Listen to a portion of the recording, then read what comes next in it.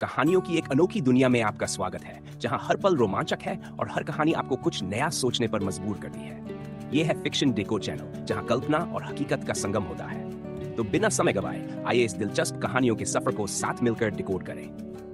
Chapter 5। ये सुनकर नंदिनी के साथ अवध जी भी शॉक्ड हो गए और तभी अवध जी चिल्लाकर बोले, ये क्या कह रही हो तुम? तुम्हारा मतलब है कि नंदिनी को बेचा जाएगा? ये सुनकर नकुल और शीला मुस्कुराने लगे।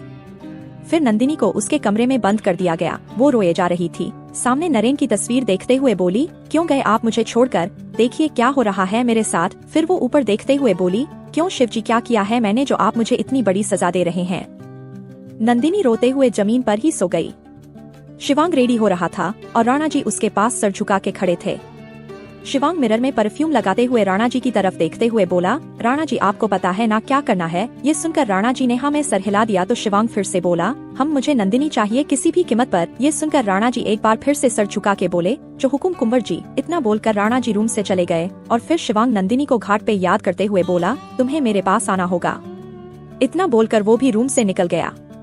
नंदिनी का ससुराल कुछ आदमी हॉल में बैठे हुए थे और इधर नंदिनी के कमरे में नंदिनी को तैयार किया जा रहा था। वो रो रही थी लेकिन उसके आंसू को कौन देखने वाला था? शीला और मुन्नी जी उसे तैयार कर रही थी।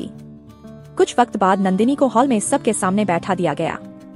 उसके सामने एक 60 साल का आदमी बैठा हुआ था और उसे ऊपर से नीचे तक देखे जा रहा था। वो अपने मन में बोला, वाह यार, ऐसी तो अपनी भरी जवानी में भी नहीं मिली थी। लगता है कि इसका पति इसे मेरे लिए ही छोड़ कर गया था।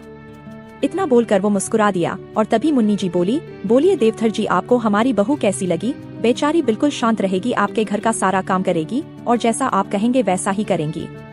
ये सुनकर देवधर खड़ा हो गया और नंदिनी को देखते हुए बोला, आओ मेरे पास। नमस्कार दोस्तों, अगर आपको हमारी कहानी अच्छी लगी हो तो वीडियो को लाइक जरूर करें